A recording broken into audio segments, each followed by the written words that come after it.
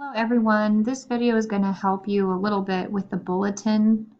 Um, I think I'm going to call it the bulletin board, by the way, this whole time. But Sue Andrews did make a screencast. It's about 3.5 minutes about how to do the bulletin board.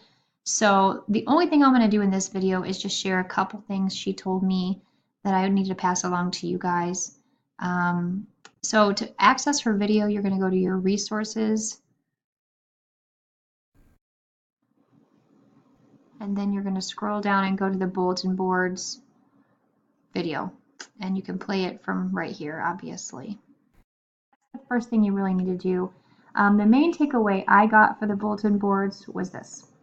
I'm opening a class right now that has never been touched. I've never done anything with the bulletin board. So you can see this is the class. This is what it looks like because there's nothing there. I'm going to go to enter edit mode. Okay, so this is how your layout should look. You should have these little doodads on the side, text, expectations, syllabus, horizontal line, and that literally is just a horizontal line. It just makes it look prettier.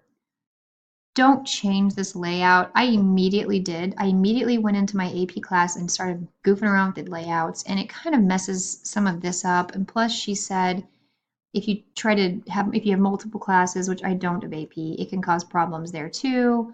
So she was pretty emphatic. Just leave the layout the way it is. If you want to talk to her more about that, you absolutely can.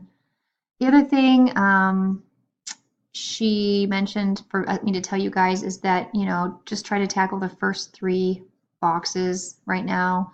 You can do more if you want to, let's see, add news or photos. It's really, really intuitive. It just kind of have to follow along. You might mess up, but just delete. It's, for the text, I'm going to put a picture here and, bienvenidos or bienvenidas, I guess, a la clase de español.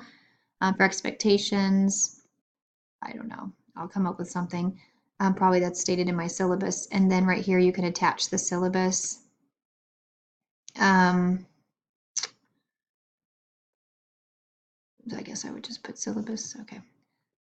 So yeah, there it is. Okay, so that's where you can attach all your stuff.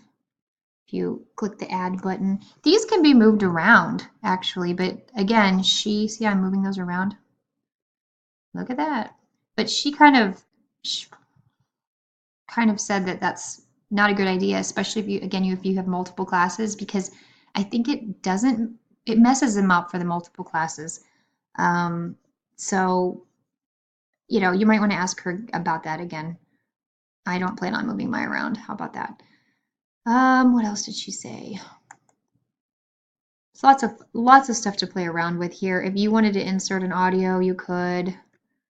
And then you could, where did it go? On the bottom there. You can move that around as well. Going to get rid of it. Click the trash can. It goes back.